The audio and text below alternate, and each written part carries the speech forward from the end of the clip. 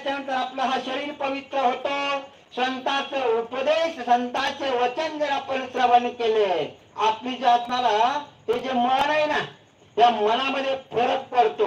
एवढा फरक पडतो, एवढा फरक पडतो की असणारे सगळ्यात खतरनाक असणारी जी वासना आहे ना, बरं वासनाच कशाला म्हणायची हेच अजून काय आपल्याला ताळमेळ नाही. आपण जवळपास इच्छा आणि वासना जवळपास समानार्थी शब्दाने घेत असतो. इच्छा आणि वासना जवळपास एकच समानार्थी शब्दाने वापरतो ना, परंतु असणारी इच्छा वेगळी आहे आणि वासना वेगळी आहे. मला या ठिकाणी सरळ तहान लागली आहे, मला पाणी प्यावं ही असणारी इच्छा आहे. या ठिकाणी इच्छा आपलं मनोरथ हे पूर्ण होतं, परंतु मला तहान लागल्यानंतर मी पाणी प्यावं ही इच्छा आहे.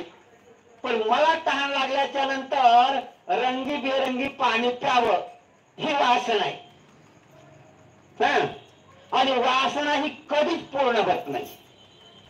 आज या ठिकाणी आज एका कलरचं पाणी पिलं तर उद्या त्याला आणखी दुसऱ्या कलरचं प्यावं वाटतं, आणखी काहीतरी अशी असणारी वासना दिवसेंदिवस वाढत जाते, ती संपत नाही. या ठिकाणी असणारा अभिलाष इतका वाढतो. आपल्याला जी देवाने 100 वर्षाचं आयुष्य दिलंय ना, बालपणापासून ती वयोवृद्ध होऊस तर कितीही असणारी वासना पूर्ण करण्याचा प्रयत्न करा. वासना पूर्ण या जन्मात होत नाहीये, आणि जो वासनेला चिकटला ती वासना पूर्ण होत नाहीये. मग ती या ठिकाणी पूर्ण करण्यासाठी, त्या वासना उपभोगण्यासाठी, वासना पूर्ण करण्यासाठी दुसरा जन्म घ्यावा लागतो.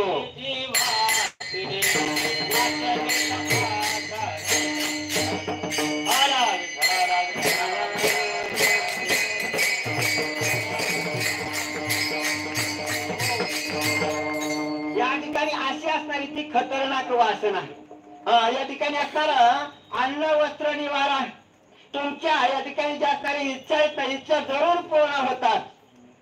या ठिकाणी अन्न वस्त्र आणि निवारा, माझ्या अंगावरती कपडे असावात, शरीर या ठिकाणी शरीराची लज्जा राखण्यासाठी अंगावर कपडे असावात, ही झाली इच्छा. जरूर असणाऱ्या संतांच्या संगतीमध्ये आल्याच्या नंतर तुमची इच्छा पूर्ण होईल. अनेक या ठिकाणी वारीमध्ये कुणी असणारा वस्त्रदान करत, पण मला 5,000चेच कपडे पाहिजे, ही झाली वासना.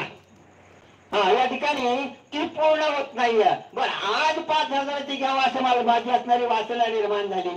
बर 5,000ची मिळाली, आणखीच्या काही दिवसानं 10,000चे कपडे मला प्राप्त व्हावेत. ही वासना दिवसेंदिवस वाढत जाते, ती कधीच पूर्ण होत नाही. या ठिकाणी तुकोबाराय सांगतात, संतांचे रजकण आपल्या त्या जीवाच्या अंगावर पडल्याच्या नंतर किंवा संतांचा उपदेश कानावर पडल्याच्या नंतर जी खतरनाक असणारी जी वासना आहे ना, ती बुडा सकट जळून जाते. बुडा सकट म्हणजे ग्रास सकट जळून जाते. आणि एकदा का असणार आपण शेतकरी चांगले, आपण शेती करते, बाकीचे कोण शेती करते काय माहित नाहीये. आपण या ठिकाणी जी बी आपण पेरतो ना, त्या बीजाला भाजल्याच्या नंतर किती बी पाणी द्या, त्याला अंकुर येत नाहीये, त्याला कोंब येत नाहीये.